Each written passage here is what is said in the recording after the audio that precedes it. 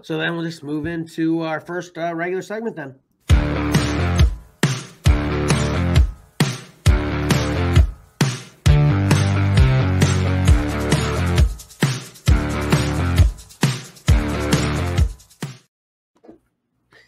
Okay, so first I wanted to point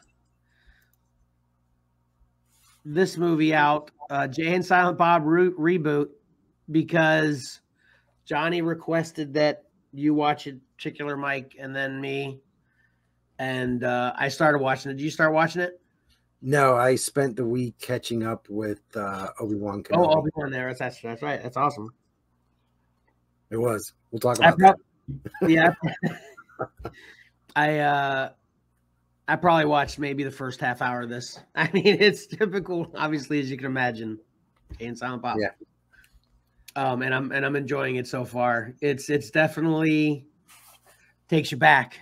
And basically it takes 30 years now, maybe 25. That's when we were really into them the most, right? Yeah. I mean, when Clerks was, what was that, 92? No, 93 maybe? Yeah. 93, 94, I don't know. So yeah, I mean, we were different. I had no kids. Yeah. Single, had roommates. You were, I think Tyler was just born. Yeah. Yeah, I mean, it's wow.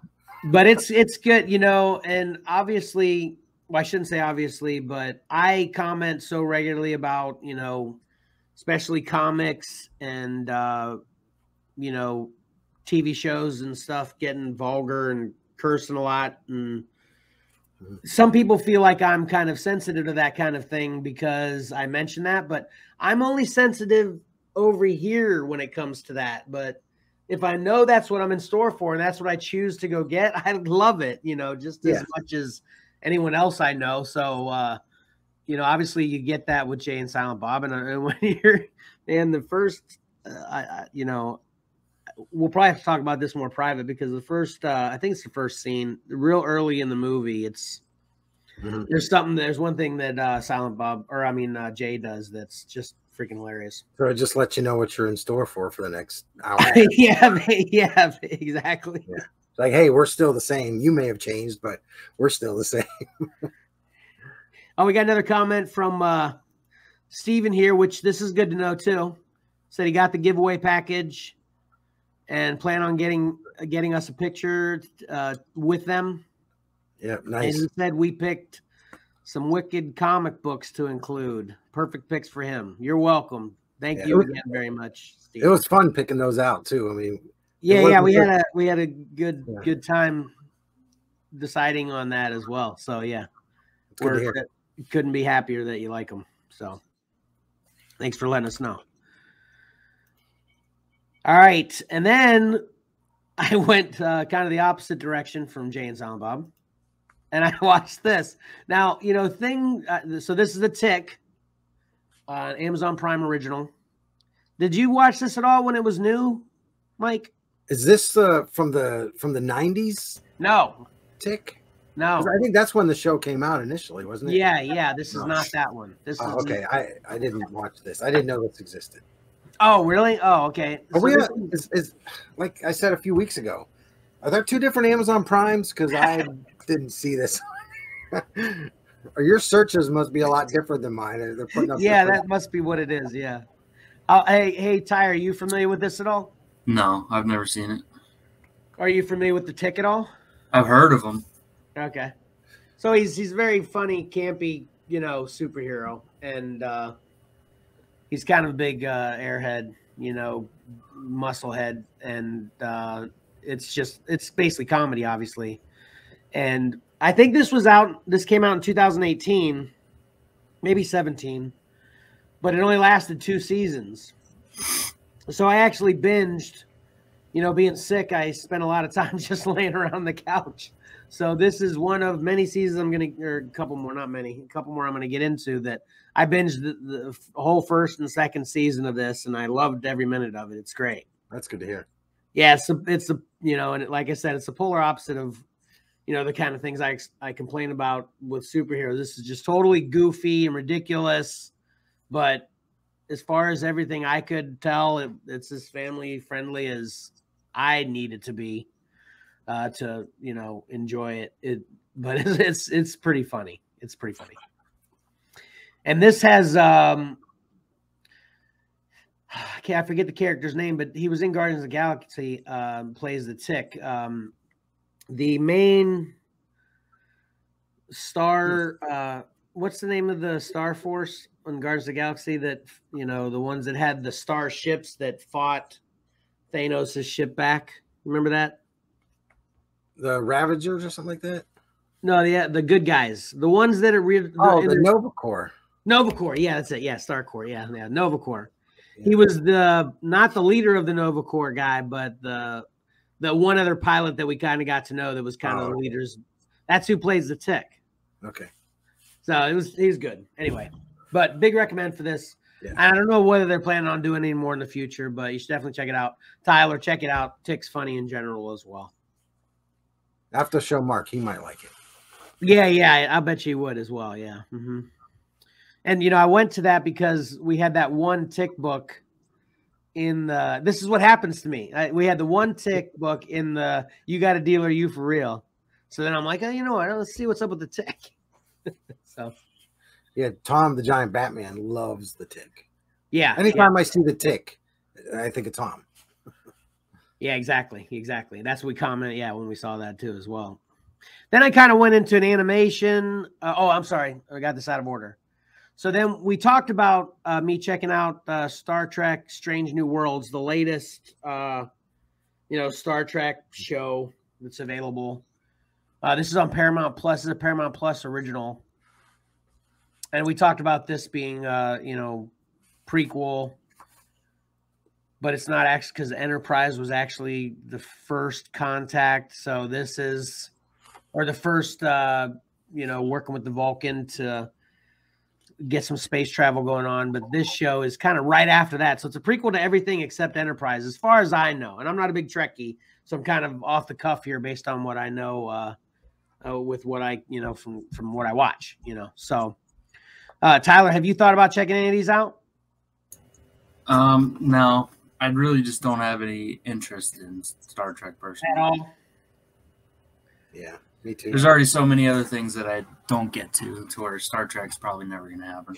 Yeah, okay, gotcha. Yeah, I can appreciate that, of course. But yeah, I definitely, I don't know, the Chris Pine Star Trek have really kind of turned me back on to wanting to seek some out, because they're doing a good job now as far as I'm concerned. But this is a great show. I really enjoyed this a lot. And I think they're not even done with the first season. They're just like releasing them every week. And I just watched even the latest one. I'm completely caught up. I think it's like on episode 8. But especially if you're a Star Trek fan, I think people are liking this as far as I know, but even not being a Star Trek fan, I think it's good stuff. And then just being into, like I said, I binged every episode of this. Then I got into some animation, which I started to talk about before. I just came from Tick, which is obviously comedy. And then I checked out Star Trek Strange New World because of me talking about it. And then I'm like, I'm in the mood for some more comedy. So then I saw this. This is obviously a cartoon. And basically it follows all the characters you never usually see. That's kind of the idea, the premise of it. You're following the characters that no one pays attention to, It's like the Enterprise comes in and they do all the exciting first contact battling, all the danger and violence and stuff. And then this ship, I can't even remember what the name of it is. This ship with these characters on it kind of comes in afterwards and like does the paperwork and cleans up the mess and stuff. And it's very funny. It reminds me of, what was that other space show? It's still on, the animated one that came out after Simpsons or what? It's like Simpsons. What's that one? Futurama. Futurama, right. This really reminded me of Futurama. Well, you gotta say the title of this, or Johnny Burgers is going to be all over you. You mean Johnny's Burger? Yeah. No, Johnny Burgers. No, okay. Anyway, I'm sorry. This is Star Trek Lower Decks. Thank you for saving me, Mike. I appreciate it. But Star Trek Lower Decks, animated. I think it's another Paramount Plus original. But it's pretty funny. It's pretty funny. I enjoyed it. And I binged all of these as well. I think there's 2 seasons of it out as well. And then I'm like, okay, now I'm in an animation mood. But, let's get a little bit more serious. So I didn't really get serious, but then I went to Star Trek Prodigy. I see a theme here. Yeah.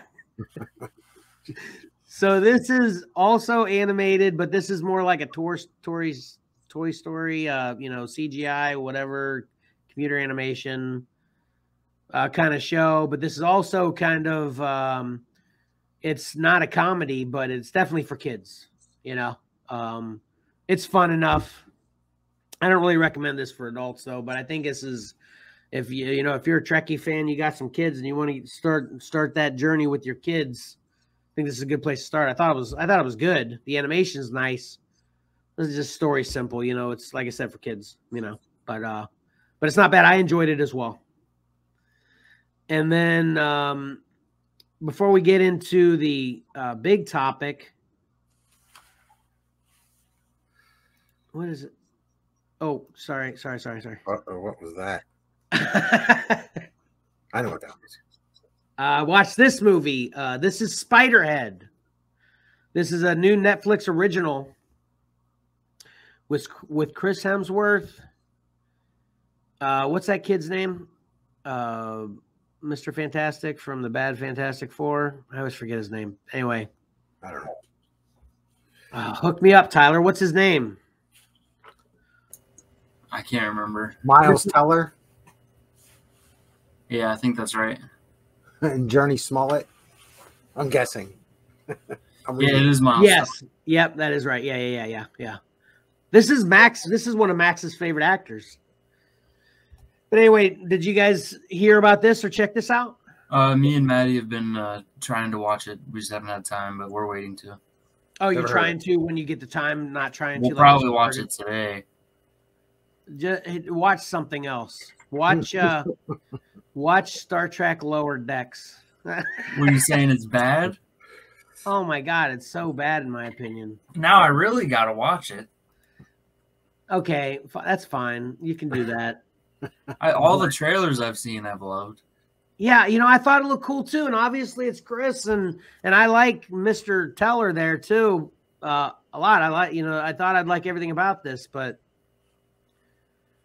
yeah, man, I don't want to really give too much away. It just seems so dumb. I don't even know like what they're trying to make the point out to be in this. It kind of goes so many ways and sideways, and in ways I didn't really think were entertaining or to the point very well either. But yeah, I didn't really like this one at all. Interesting. Yeah, big pass. So go ahead and watch it so you can tell me whether you agree or you can tell me whether you're stupid. Either way, I'll listen. I'm just kidding. But Mike, trust me, you don't want to watch this. Not gonna. Okay, Thank cool. you for the advice. I'll avoid it. Oh, you know what? I think I accidentally took away the our main topic of every week. You know what I'm saying? Of my main pick. For we want to talk about Obi-Wan. Right. Let me see how fast I can pick that up here and add it. Well, let me step away here. Let me get Mark if we're going to talk about Obi-Wan. Okay. That'll work. All right, I got it. I'm good.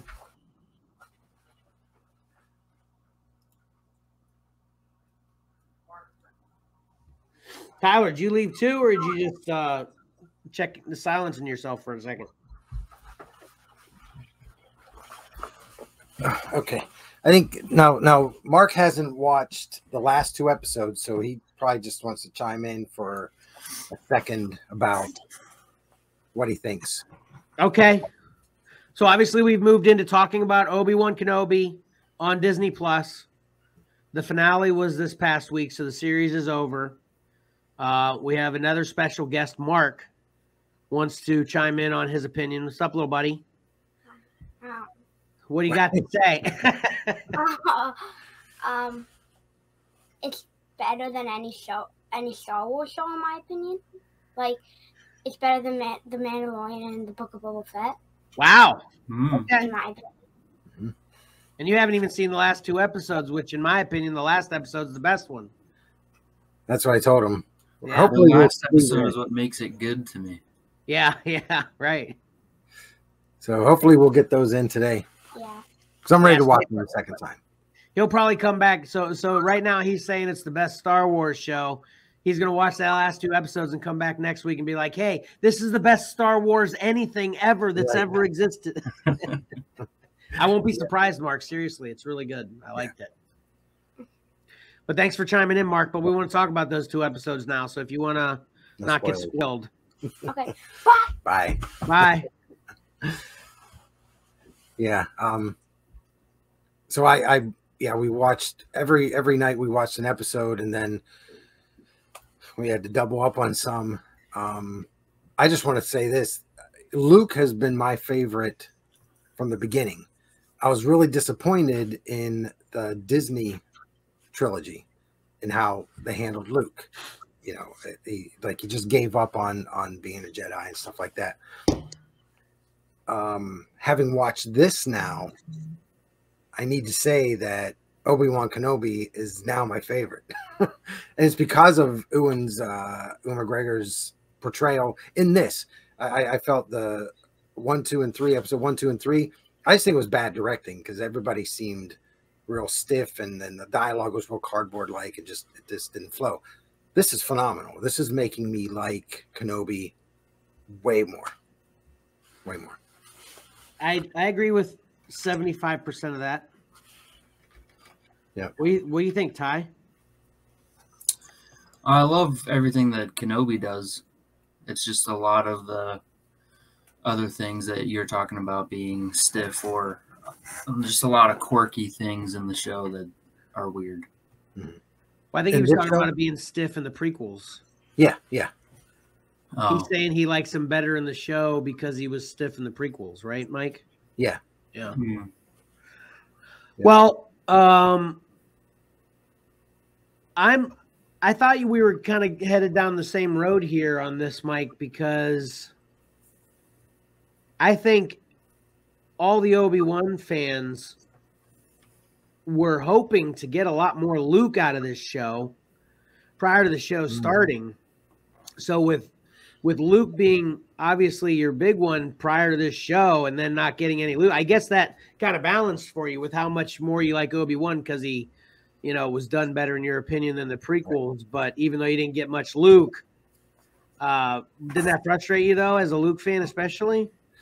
Not really, because I mean it was him as a child, not him as a Jedi. I like Luke as a Jedi. Yeah, I know, but you still kind of I like the lore of Yeah.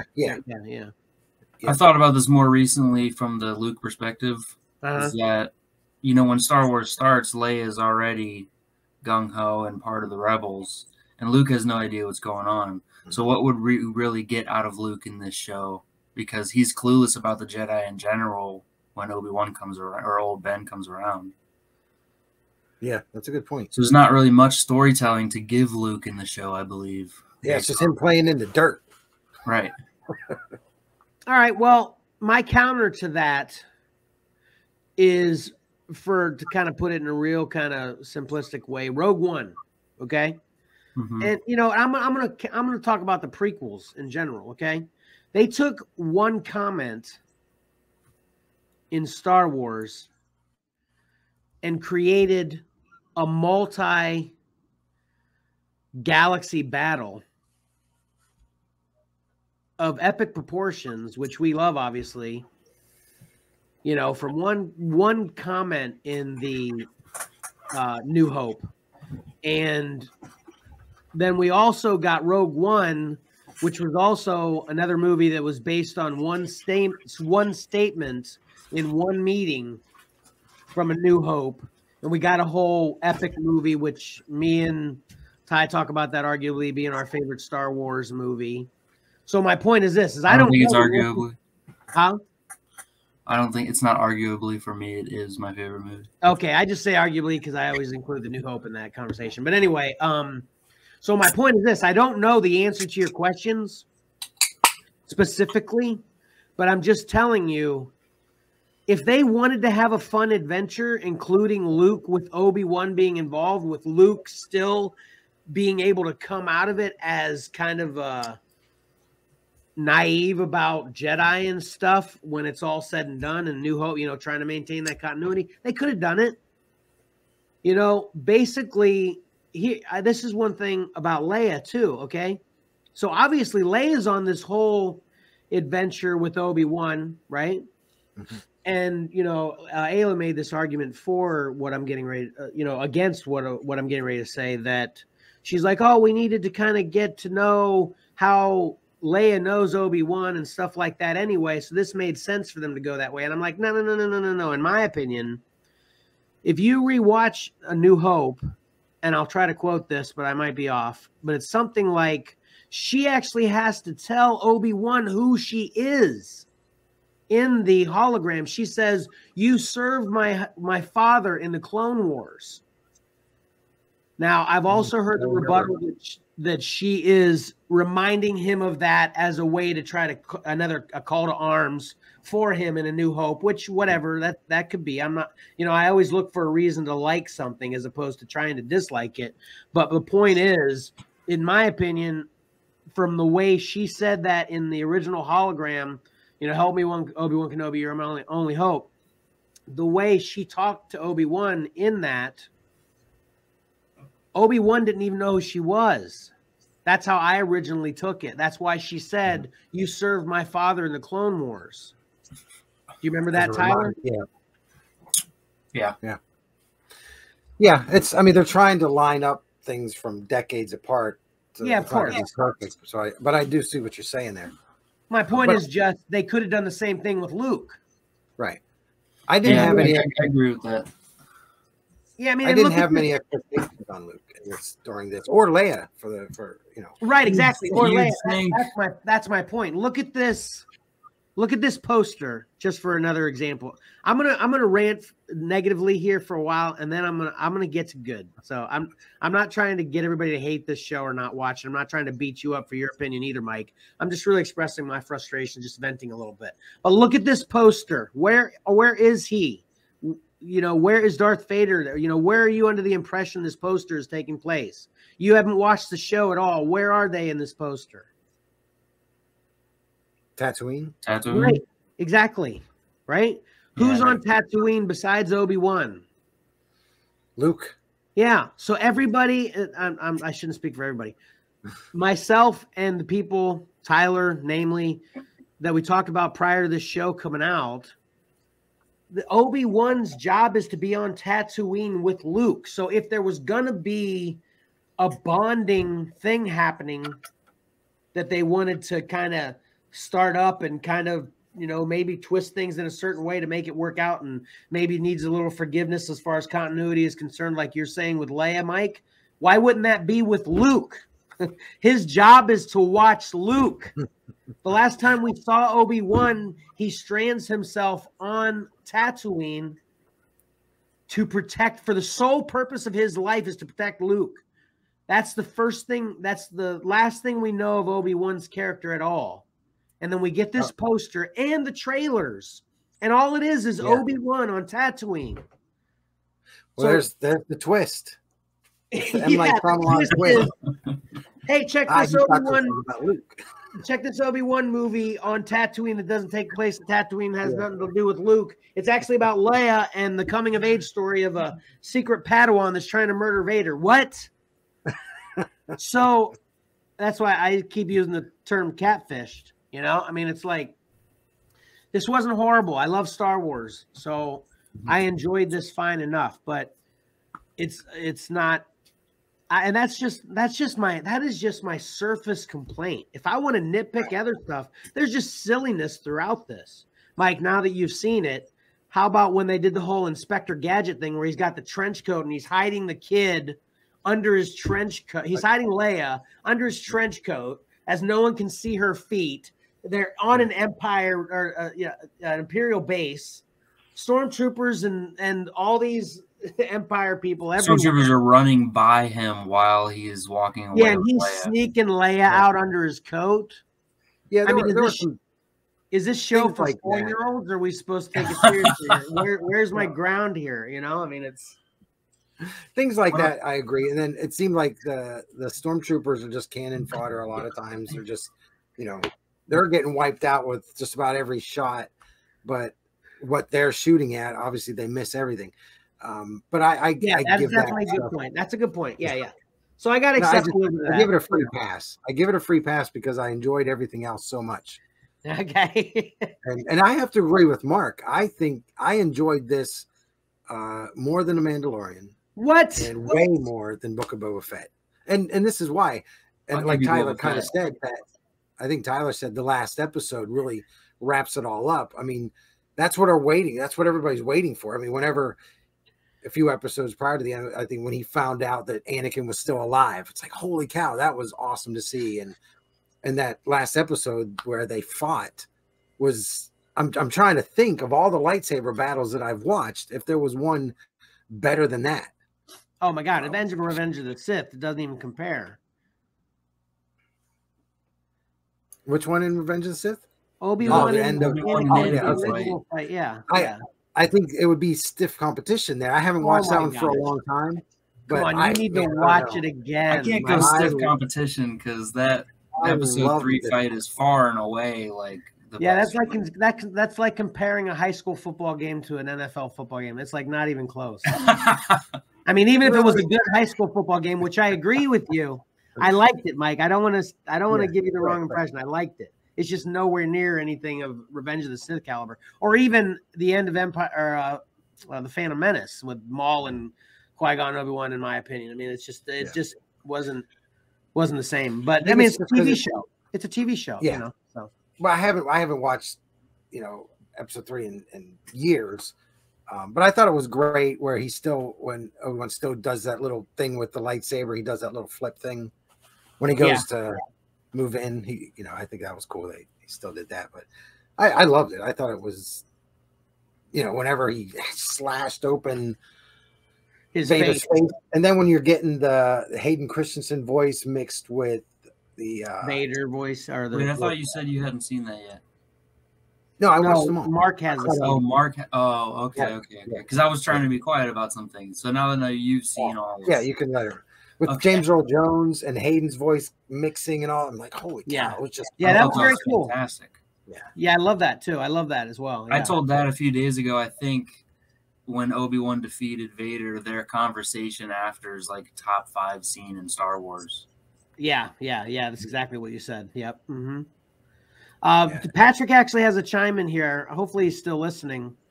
I'm sure this was addressing what I was saying. He says, but that they wanted Vader, and Vader can't know Obi and Luke are there. I get that. I've heard that as well, Pat. The only thing I have to say about that, though, is I think the adventure could have been around Obi-Wan doing what he was sent to Tatooine to do, to keep Luke hidden.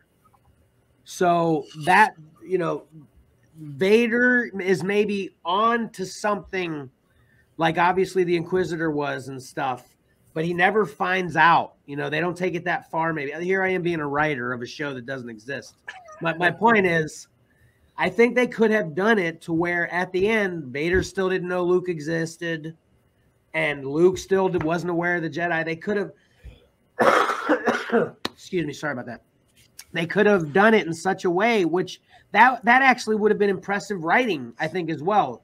They could have wrote a story around the whole point of Obi-Wan's purpose, which is to protect Luke and kind of keep him in the dark all at once. And they pull that off. That'd have been great. I think that's what's partially so special about Rogue One to me, is the way it kind of ends and wraps up when you didn't see any of that coming. Same kind of thing with this anyway, So that's what I had to say about that, Pat. But I mean, that makes sense. I see what you're saying, Pat. So you think because Vader could sense Obi-Wan and Obi-Wan can sense Vader, you think he would have been able to sense Luke? Because I think the Force is stronger with Luke, so he would have sensed him. I think the only reason he even got his first sense of Luke was at the end of A New Hope, was because he was communicating with Obi-Wan and kind of utilize. That was his first time utilizing the Force. That's what I was gonna say. Because the same thing happened with Anakin. Qui-Gon had to give him readings, and he just had a feeling he didn't know anything about Anakin. Yes, you just can't sense Force. So if you don't have the ability to use the Force or any knowledge of it, you can't sense that person. Okay. Yeah. So since Luke doesn't have knowledge of the Force as a child, he wouldn't have. Okay. He could have still been hidden. That makes sense. Exactly. Yeah. When you were talking about lining things up, decades apart, it makes me wonder, like, when they produce a show like this, why don't they rewatch A New Hope 20 times? To make sure that they're getting things right. With how, Obi-Wan doesn't seem like he knows who Leia is, like Dad mentioned. It's kind of weird. I have a funny answer to that I thought about that the other day too. I'm like, you know what? They probably don't, because these people are, I think Johnny pointed this out a while ago, that these people are just fans as well. These are fan-made. These are really professional. Obviously Disney owns the right, but these are all fan films at this point. Right. All these writers and creators of what we're experiencing now that is canon, because they own it, are literally just fan films. So these people probably don't think, they've probably watched Star Wars A New Hope 20 times in their life already. So they're not thinking they should go back and rewatch it while they're making Obi-Wan Kenobi. You know what I mean? They're probably cocky. I know what you mean, but I would disagree that the point should be the opposite. If you've worked this hard in your life to be a producer and you're that much of a fan of Star Wars, be perfect. You want to be perfect. I agree. Why are you producing anything Star Wars if you're not going for absolute perfection? Yeah, I agree with that, Tyler. I agree with you. I was like I said, it's kind of a funny way for me to mock it, basically. They're probably cocky about it. They think they don't need to. I don't know. Maybe. I'm more disappointed that we didn't get any when you're talking about making the series about defending Luke, I would assume the series would be about the Inquisitors kind of trying to chase Luke down, and Obi-Wan's able to fend them off. But he didn't even fight a single Inquisitor, if I remember correctly.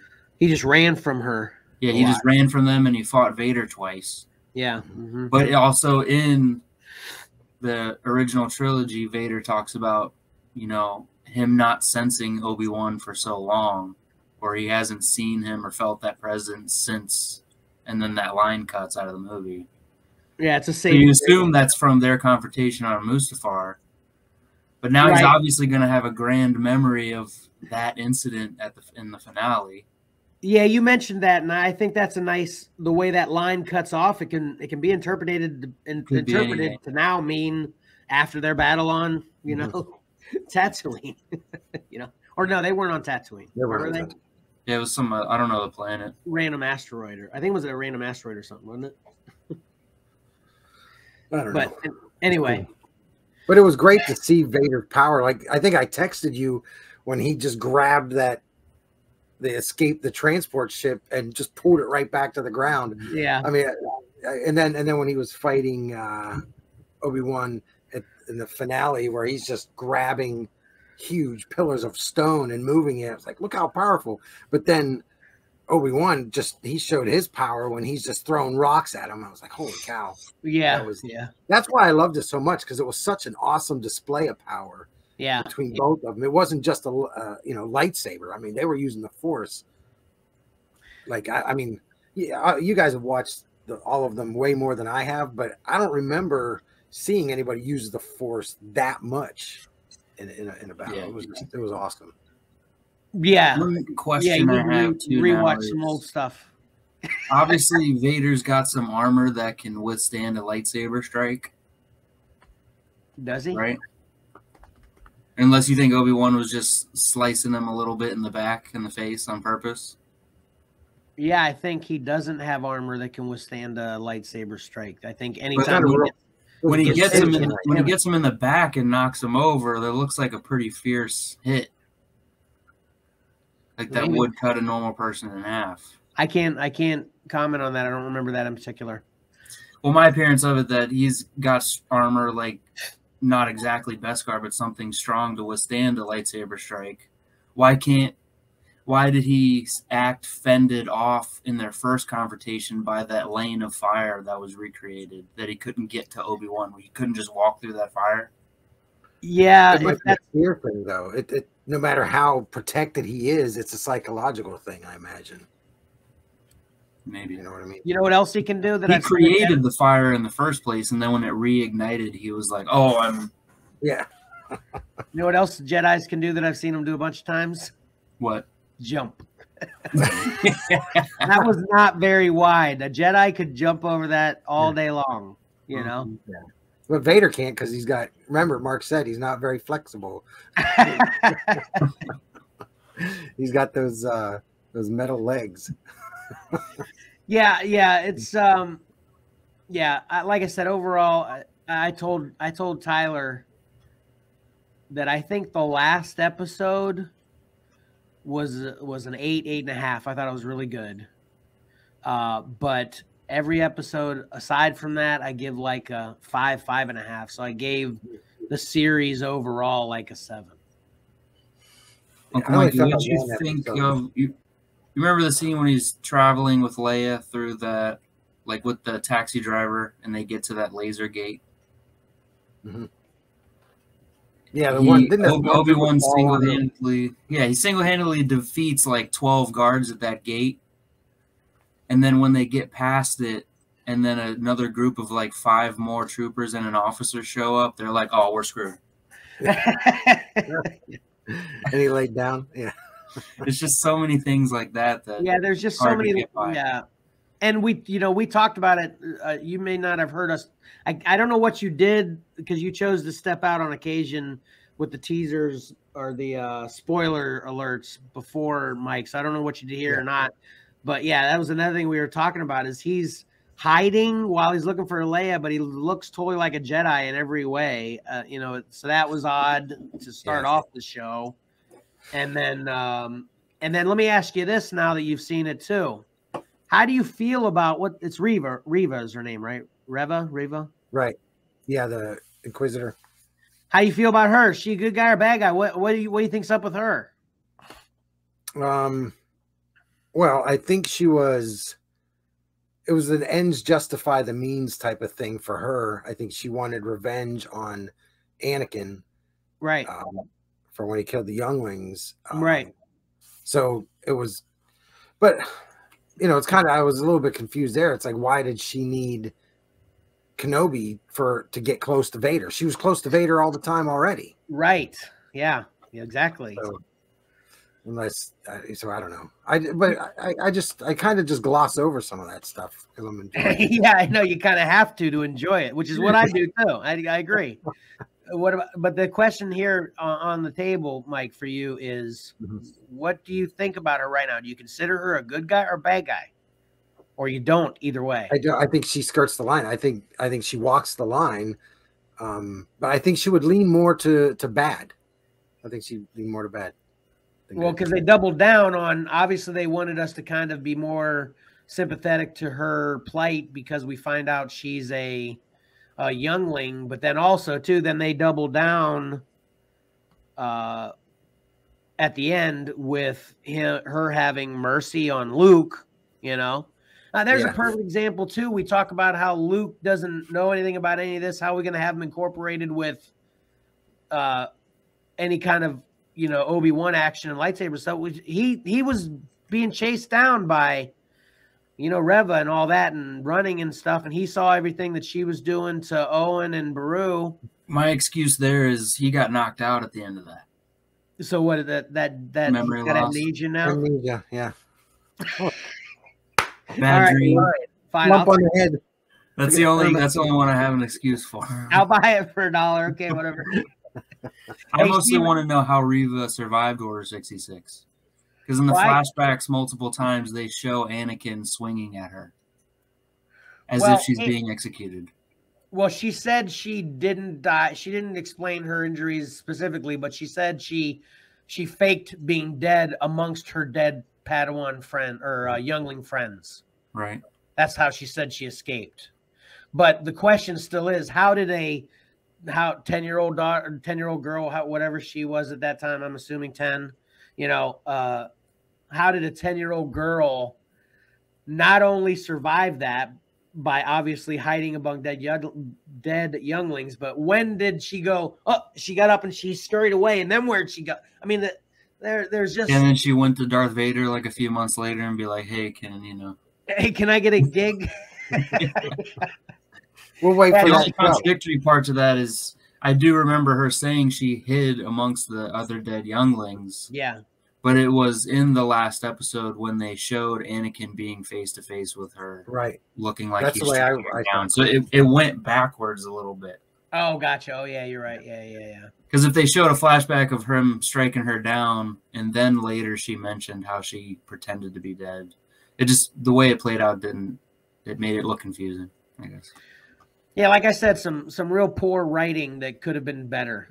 Like you said, Tyler, if they cared more, I think they could have done a better job. But I think they're really just trying to pump it out and rely on our nostalgia of not only loving Obi-Wan, but loving Ewan McGregor in particular, and obviously all of us pining for more of that content.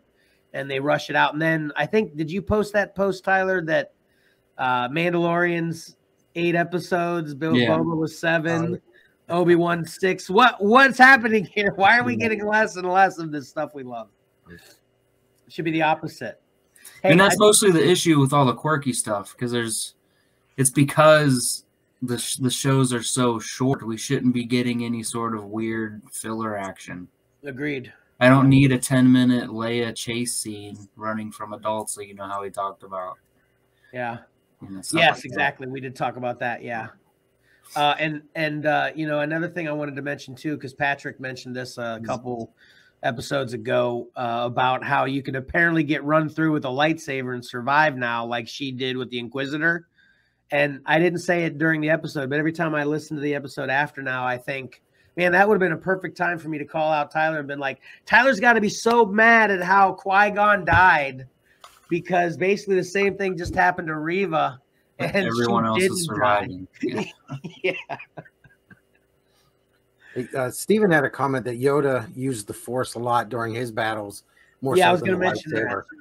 Yeah. And like, I forget a lot. I mean, holy cow, how many out there's 11 or whatever, if you throw in Han Solo and Rogue One, No, I think there's 13. Right? As far as movies. Yeah, we got 9 in the series. Then we got Clone Wars, which was a motion picture. That's 10. Rogue One, 11. Solo Story, 12. Yeah, okay. Yeah, 12, yeah. As a comment to Steven, I think Yoda he really used the Force in his battles as a defense. He never really fought with the Force per se. I think he was just commenting on that when Mike was like, he never saw such a show of power before. Right. It was more. Oh, yeah. Okay. Yeah. Makes sense. So appreciate that input once again, Steven. So anyway, all right, Mike, here's the moment of truth. Don't pull a Johnny here, okay? 1 to 10, the series as a whole. What do you give it? As a whole, I would give it a 9. Oof. Would you oof? It's really hard with something so drastically wrong and then so amazing at the end. It's hard to give it a whole vibe, because if I tell you it's a 7, you're gonna think the series might not be that good, or a 6. But the last episode's almost perfection to me, but the rest of it is like a 6. Yeah. So oh my God. Give it an 8? I'm going to say oof to that last episode is almost perfection to you too. That's rough. But I had fun with it. It was great. That's the biggest point. Let's end it on a positive note. I think we all had fun with it. Would you agree with that, Tyler? Yeah. Okay. And I'm going to add this too, Mike, and this is chiming on Mark's review, and you commented as well. I definitely enjoyed this more than Boba Fett, or I'd say equal to Boba Fett. I got equal complaints. And they both kind of paid off in the end, kind of both did the same thing to me throughout. but then kind of paid off at the end, so it was fine. But man, Mando, I think, is, especially season 1. I mean season 2, not season 1, especially season 2 of Mando, I think is way better than this. You know, that's not even close in my opinion. I would agree with that. Yeah. Yeah, I disagree right now. Yeah. Okay. I'm gonna say one more time. I'm gonna say, and to end this on a positive. No, Mike, just get back to watching all the Star Wars. Just put everything else on hold. Yeah. Join me and Tyler. You keep telling them about all this Star Trek stuff. Yeah, I'm not going there. I'm not a Star Trek fan at all. I don't think he's watched one of my reviews yet. Have you, Mike? I always forget what they are. Well, you know, you can just refer back to the episode. There's a segment I put on YouTube. Yeah. It's called What Kevin Watched. It's about a 10-minute snippet of what I watched. Yeah. Hey, speaking of that, snippets real quick before we go into the next segment, did anyone watch the recap segment that I did this week? Yes. It was awesome. I think I commented on it. Oh, did you? I didn't see it. I didn't see it yet. Okay. I think I did, or I thought about doing it. Yeah, it was genius. I loved it. Nice. Thank you. I was worried because it really, obviously it's real quick and all over the place, but yeah, I wanted to get that out there and I had fun with it. You know, I literally probably spent a half an hour making that 30-second segment. Really? Yeah. Was it 30 seconds?